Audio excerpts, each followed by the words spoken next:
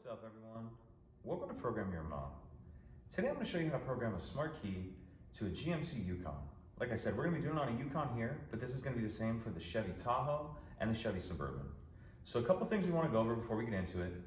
The first thing is this is going to be a 30-minute procedure. So you need to make sure you allot yourself enough time, and you're also going to want to grab yourself something to time with because it's going to be broken up into 10-minute increments. So, like I said, this is a 30-minute procedure. If you have at least 2 working keys, there's a shorter procedure you can use that only takes a few minutes, and I'm gonna put a link to those instructions in the description box of this video. But in our case, we have 1 working one and we wanna add another one. You can also use this procedure if you have no working keys. But if you have no working keys, you still need to program in 2. But again, in our situation here, we have 1 working one and we wanna add another one. So if you have any questions on that, let me know. But what we're gonna do is we're going to take the emergency key out of our already programmed smart key. If you're doing this with no keys, if you're starting with no keys and you're gonna program in 2, you'll need that emergency key cut by either a locksmith or a dealership, okay? But again, in our case, we have 1 working one, so we're gonna go ahead and take the key out of the bottom of our working one, press that button and slide it out. Put it in the driver's door, and we're gonna turn it to the left or counterclockwise 5 times. 1, 2, 3, 4, 5. Now if we go in here and we take a look at the dash, you'll notice it says remote learn pending, please wait. So what we wanna do is go ahead and start our timer, and then I'll check back in when we get close to that 10-minute mark. All right, we're coming up on our first 10-minute mark. You can go over, but it needs to be at least 10 minutes. So now we're gonna go in the vehicle. And now you'll notice the message has changed. It says remote engine start, press button to learn. We're gonna come in, press the stop start button 1 time. And then we need to reset our timer for another 10 minutes. So I'll check back in when we get close to time.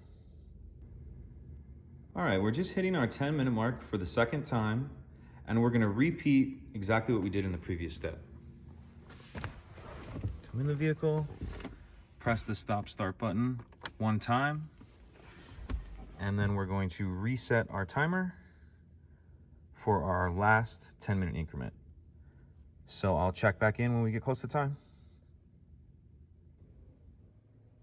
So we're just hitting our 10-minute mark for the 3rd and final time. So now what we want to do is press the stop start button 1 time. Now our dash is showing ready for remote 1. At this point, any remotes that have previously been programmed to the vehicle are erased. So what we want to do is open the center console and grab our first remote. The order in which you program these in is going to determine driver 1, driver 2, driver 3, etc. So I'm going to take the remote that already worked. So it's programmed at driver 1. We're gonna put it in that slot like that. Come over here, press the stop start button 1 time.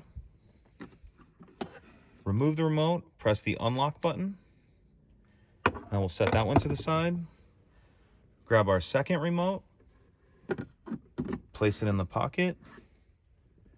Press the stop start button 1 time. Remove the remote, press the unlock button. At this point, if you have any additional remotes, you'll repeat that previous step for each remote. Putting it in the pocket, pressing the stop start button, and then remove the fob and press the unlock button. You can have up to 8 remotes programmed at 1 time. Once you're done adding remotes, you'll hold down the stop start button for 12 seconds to exit programming mode. 1, 2, 3, 4, 5, 6, 7, 8, 9, 10, 11, 12. Now these remotes should be programmed. Let's test them. That one works. That one works. Let's make sure they start the vehicle. Those are working remotes. If you have any questions, please let me know. If you could take a second to like and subscribe, it helps us out, and I'd appreciate it. Thank you.